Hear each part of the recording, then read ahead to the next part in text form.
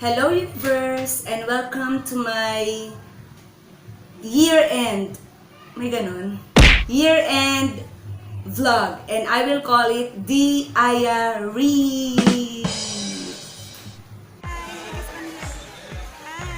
Yes, dahil mababait kaming kaibigan ni Ate. Kakaiba nga lang daw na amoy. Hindi ko naman naamoy. In tonight's vlog or in this vlog, I'm going to discuss personal things.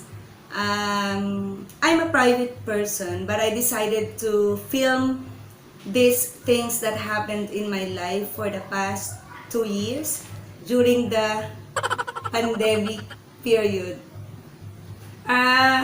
Wait, Mimi. Ilang araw na lang 2022 na at napakabilis ng panahon dahil magdadalawang taon na ang COVID-19 virus na nandito sa ating bansa. At maraming pangyayari sa buhay ng maraming Pilipino ang nangyari sa loob ng pandemic period na yon. And personally, a lot of things happened to me. In 2020, during the heightened period of COVID-19 virus, I personally did not expect that it would hit my family so hard. In September of 2020, my sister died of COVID-19. She was 6 months pregnant during that time. And my family's world was devastated. We really did not expect that to happen. And who would have? Wala namang mag-expect na mangyayari yun sa buhay nila. Or during that time, lahat naman ng Filipino nagpa-pray, nag-hope na hindi yun dumapo sa isa sa kanilang family member. But it happened to my family. And that night, when my sister died of it, that was the longest night of our family's lives. But we cannot do anything about it. All we had to do was to accept and mourn until we can move forward. But actually, you cannot move forward after a tragic accident like that. You only live through it. You only have to learn how to live with it, with the pain, with the disappointment. There were times that you just had to cry and shed tears na pag naalala mo yung kapatid mo, iyak ka, but life must go on.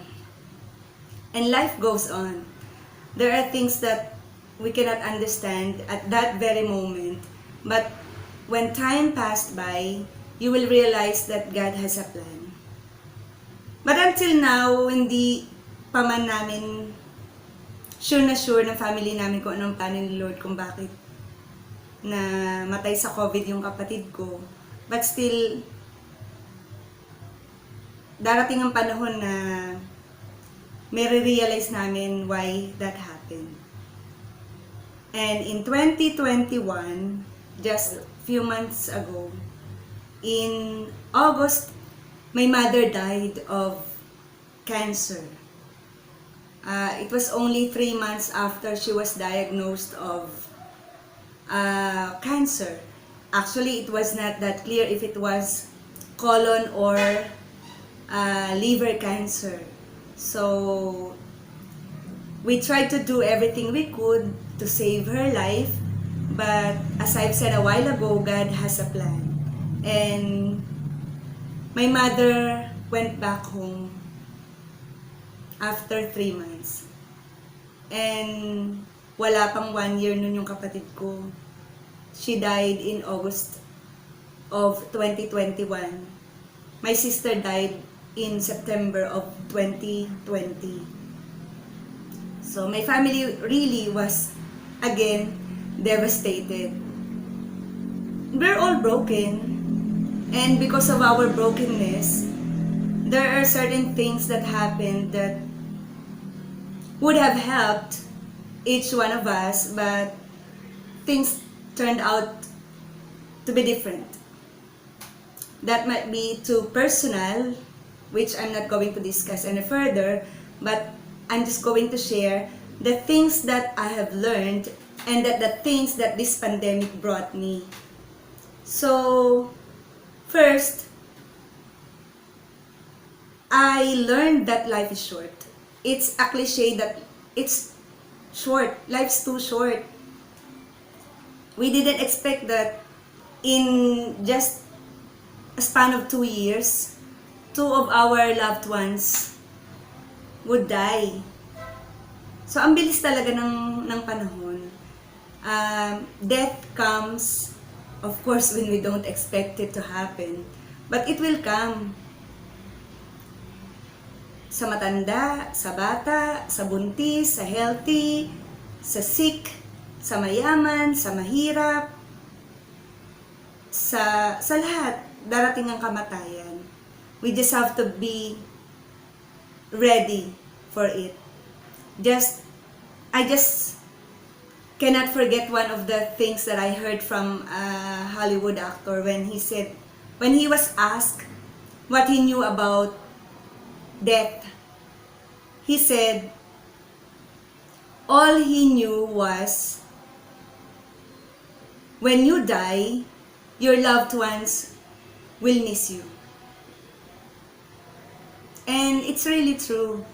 When a person dies, babalik na siya sa may kapal. Payapa na siya, wala ng problema, wala ng pain, wala ng heartache. Pero yung maiiwan talaga ang magsasuffer ng kalungkutan, ng depression, ng magkakaroon ng a lot of questions in their minds. Pero ganun talaga, life is short. Kaya, anong dapat gagawin kung mangyari yun sa atin? I learned to live my life to the fullest. To the fullest, I do not mean that I have to do what I like and what I want to do. It's not like that. When I mean I have to live it to the fullest, I want to live my life with a purpose. One of those is to be kind. Mahirap maging mabait, totoo lang. Lalo na kung nakakaranas ka ng disappointments, nakakaranas ka ng judgments from people around you, from people you love, when you're judged. Mahirap maging mabait. Pero, natutunan ko, or I always think about it na kindness, I think, is the highest form of love. Others may say that it's sacrifice, that when you love someone, you sacrifice.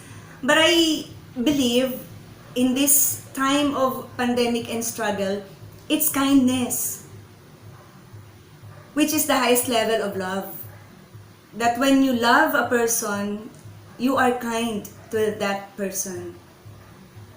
Mahirap, totoong mahirap. And most of the time, you will be tested to be kind. Pero ganun talaga eh. Wala naman tayong ibang pwedeng gawin kundi maging mabait. Kasi, masyadong mabigat yung hatred. Masyadong mabigat yung anger. Masyadong mabigat yung grudge pag dinala mo sa puso mo. Masyado siyang mabigat. So, mas magaan dalhin sa puso yung kindness. And that's one, that life is short, that we have to live it to the fullest. That's one thing that I learned throughout this pandemic. Another thing that I learned is to be grateful. You know, a lot of people grumble about their struggles in life.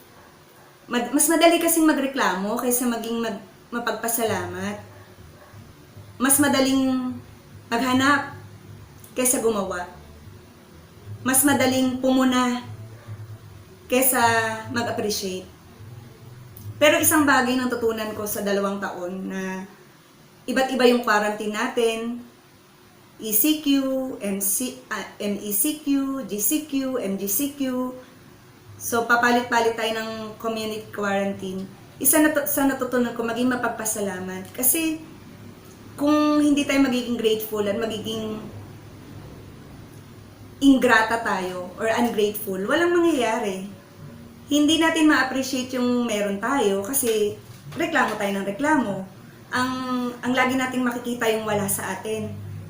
At mamimiss natin kung ano yung natira sa atin. Dahil nakafocus tayo sa pagiging ungrateful. So natutunan ko na kung anong meron, maging grateful ka na lang. Kasi hindi naman lahat meron ka. A lot of people dream about the life that you have. And here you are, grumbling and complaining about what you have. Missing out what you have in life.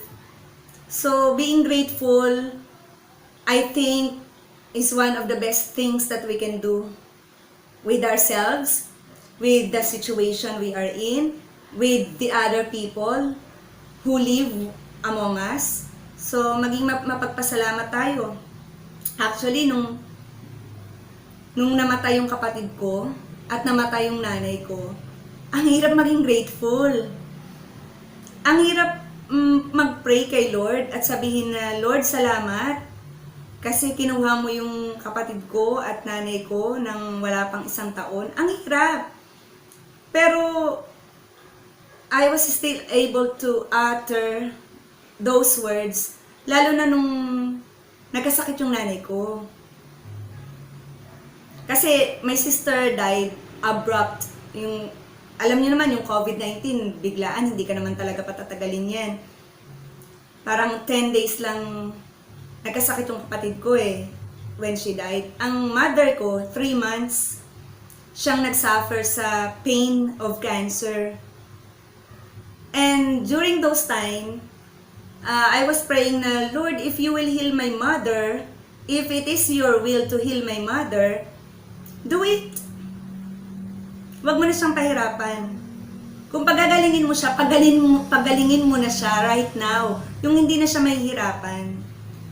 And then, kung kukunin mo naman siya, kunin mo na siya, huwag mo na rin siyang pahirapan. I-prepare mo na lang yung puso namin at yung finances namin sa kakarapin naming gastos sa pangyayari na yun. Pero sa isang banda, nung nakita ko na payapa na yung nanay ko, sabi ko kay Lord, maraming salamat kasi hindi na tumagal ng taon yung pain ni nanay. Hindi na tumagal ng mas matagal pa sa 3 buwan kasi may plano si Lord lahat ng nangyari sa buhay ko, lahat ng nangyari sa buhay natin, may plano si Lord na hindi nga lang natin minsan na iintindihan pa. Pero, when I started saying to God, thank you, sa buhay na ipinahiram mo sa amin, sa buhay ng kapatid ko, sa buhay ng nanay ko, na pinahiram niya sa amin, mas nakakagaan ng loob. Na, nga naman, my mother died at 64. Actually, 1 week na lang, 65 na siya, birthday niya sa September 7. And we buried her, I think, September 3. So, few days before na lang, birthday na niya. My sister died when she was 37. Napakabata, too young. Masakit. And until now, the pain is real, the pain is the same. It's still heavy in my heart. Pero, if you have a grateful heart, maiiba yung perspective mo sa nangyayari sa buhay mo na masasabi mo na salamat sa Diyos kasi salamat sa buhay ni nanay, salamat sa buhay ng kapatid ko kasi yung mga memory sa isip ko, yun yung mga bagay na nakakatulong sa akin para pasalamatan yung may kapal, pasalamatan si Lord na maraming salamat sa buhay ni nanay na nagkaanak siya ng marami. Or maraming salamat sa buhay ni nanay dahil tinuruan niya kami na pahalaga ng edukasyon. Yung mga bagay na mapagpapasalamat mo, yung mga ganong bagay. Mahirap maging grateful sa panahon ng struggle, but we have to exercise being grateful. Mahirap, pero kaya naman. Just try to be grateful in everything that we do. Sabi nga sa Bible, di ba? In everything give thanks. And when you learn to practice giving thanks in everything that you have, you will start to feel light. That everything that happens to you has a purpose. Everything that happens to your life has a purpose. Your existence has a purpose. Your life has a purpose. Bakit magdadalawang taon na, malapit nang mawala ang COVID? Hopefully, we're still here. Buhay pa rin tayo. There's a purpose. And we have to be grateful for it. Another thing that I learned is that things can change in the blink of an eye. There's no permanent thing in this life. Sabi nga nila, change is the only permanent thing in life. Pwedeng magbago ang bagay-bagay sa buhay natin. Sa isang iglap, pwedeng magbago lahat. Yung buhay na pinapahalaga natin, kaya feeling natin invincible tayo, pwede siyang mawala sa isang iglap. Yung trabaho na pinapahalaga natin at pinagmamalaki natin, pwede siyang mawala. Yung pera na kinakapitan natin, na inaakala natin na makakapagligtas sa atin sa maraming bagay, pwede siyang mawala sa isang iglap. Yung lakas na meron tayo, yung physical strength na meron tayo, kaya walang habas tayong gumagawa ng mga bagay na gusto natin, na mga bisyo, walang habas na bisyo, walang habas na pagpupuyat, walang habas na pag-inom ng alak, walang habas na paninigarilyo. Kasi malakas tayo, pwede siyang mawala sa isang iglap. Yung relasyon na pinapahalaga natin over more important things, pwede siyang mawala sa isang iglap. All the things that we treasure in this world can be lost in the blink of an eye. In just one snap of a finger, everything can be lost. Walang permanent dito sa mundo. Wala tayong mapagmamalaki talaga eh. Totoo na we were born naked, we will die naked. We were born na walang-wala tayo, mamamatay tayo na wala rin naman tayong madadala sa langit. Kaya lahat ng meron tayo, hindi natin pwedeng maipagmalaki. Kasi, pwede siyang mawala. So, isang bagay yun na natutunan ko na kung anong meron ako, pwede siyang mawala. Pwedeng magbago ang lahat sa isang iglap lang. Pwedeng magbago ang lahat. Kaya anong pwede kong gawin? Live at the moment and be grateful for it.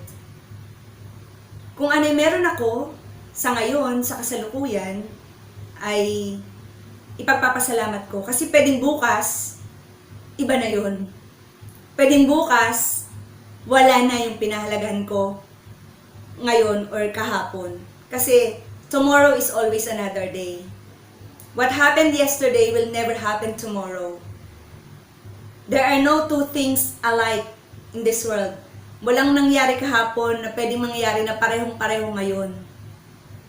Araw-araw ay iba-iba.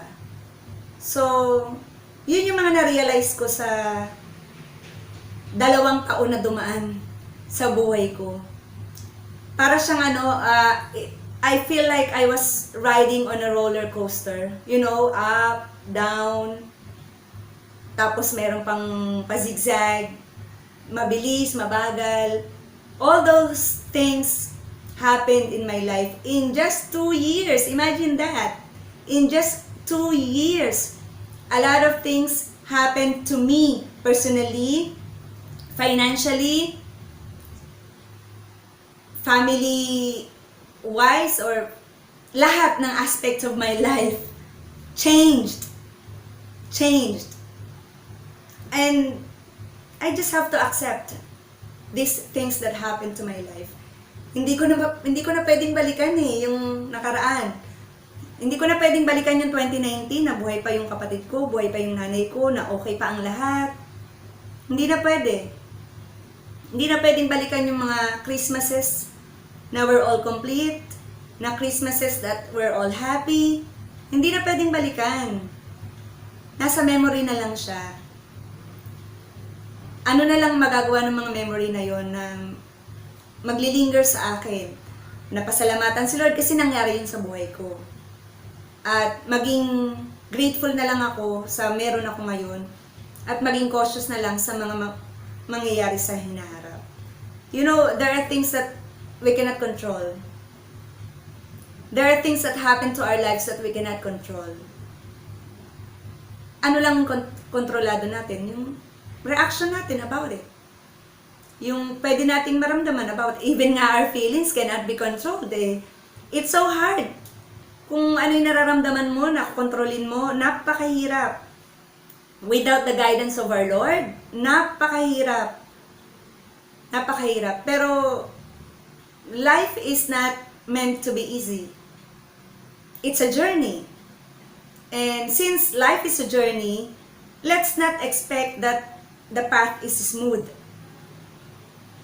Most of the paths nga, bumpy, rough. But what we hope for is the destination.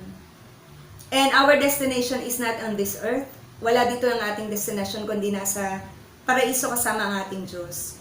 Nandun ang ating destination. Ang mahalaga yung life na dinadaanan natin dito sa buhay ay makuha natin yung purpose natin, magawa natin yung purpose natin.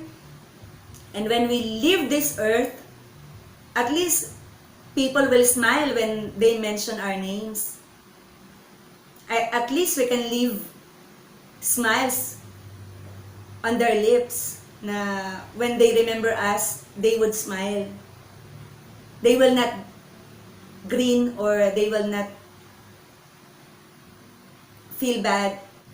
I just hope that it's so hard to say these things because I personally am suffering as well. I do not say that my life is perfect. I do not say that I am perfect. No, I'm not. I'm just saying that things happen to me, things happen to you, but we cannot do anything about it. We can only be grateful about it. We can only accept things that happen to us. We can only prepare for what things might happen to us. And hope for the Lord. Let's hope for the Lord. Let's put our faith and hope to our Lord, to our God. Kasi it's so hard to go through this life without God beside us. Mahirap. Mahirap. So, bakit ko ginawa ang vlog na to? It's not for views, no, it's not. Kasi ilan lang naman ang subscribers ko dito, parang 163 lang. At kung may manonood na 20, marami na yun. It's for myself na I just want to keep records of what I feel now. And then after 5, 10, 20 years, when I go back to watching this vlog, I would say, ganun pala yung naramdaman ko nung sandaling to. Ganun pala yung feeling ko that time. So yun lang naman yung purpose ng vlogging ko. I used to write a journal. I used to write everything down. But this year, I tried to vlog it, to videotape it, to record it this way. So when I go back, just like I said, when I go back after a few years, so parang memory lang ba siya? Parang naka-record lang, memory lang. It's for me. Dun sa makaka-relate sa mga sinabi ko, just be grateful for your life sa mga dumadaan, sa mga pinagdaanan ko. Kaya naman yan. Mahirap. Hindi siya madali. Hindi siya madali emotionally, physically, financially. Hindi siya madali. Pero pwede namang kayanin.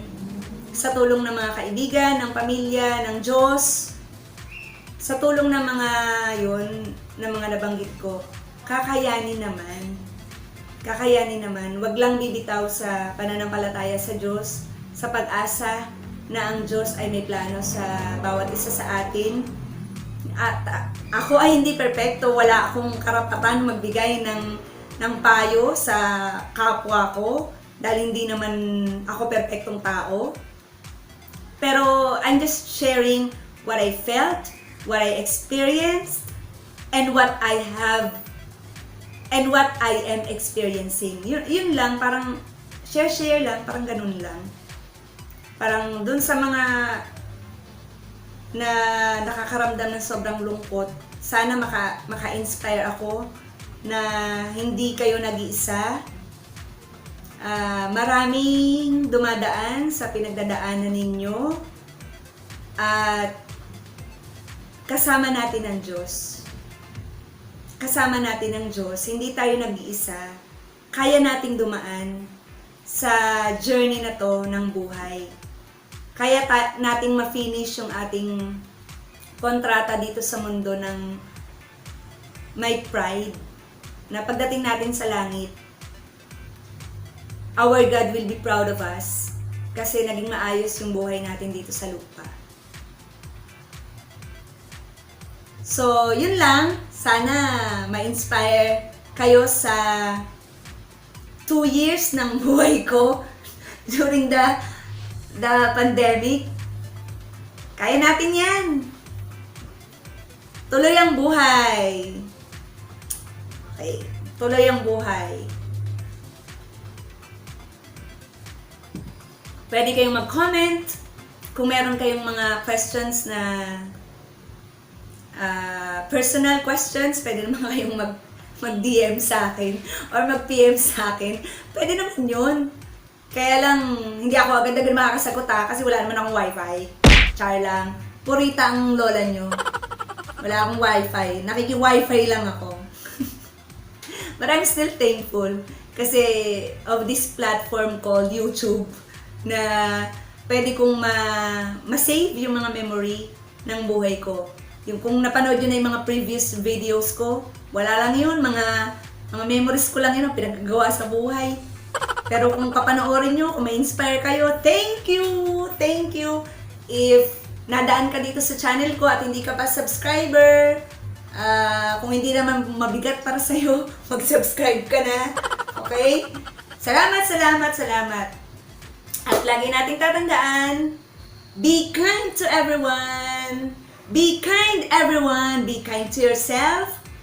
Be kind to your neighbor. Be kind to your family. Be kind to your friends.